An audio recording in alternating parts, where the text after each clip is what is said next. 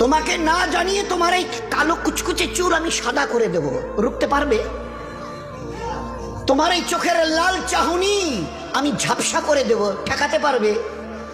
তোমার এই লোহার মতো মজবুত দাঁত 32টা 16 একটা একটা করে ট্রান্সফার করিয়ে দেব, তোমার কাছে কোনো পারমিশন নেব না, ধরে রাখতে পারবে? এইভাবে আস্তিন গোটানো মাসল ফোলানো ধরে রাখতে পারবে তো?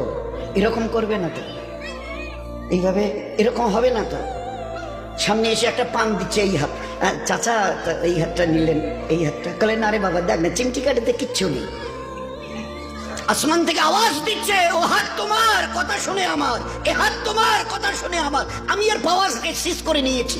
এই দুটো পা যদি হনন হনন করে হেঁটে চলো, খালি একটা পায়ের যদি সামান্য একটু প্যারালাইসিস করে দিই না, তো জীবনভর করে হাঁটতে হবে।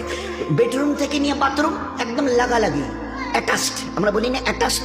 তুই বেডরুম থেকে নেমে বাথরুম কত 4-5 হাত, বেডরুমের দেয়াল আর এটাই হচ্ছে বাথরুমের দেয়াল, মাঝখানে একটা দরজা। এখান থেকে উঠে ওই ওই ঘরের রুমটাতে পারবে?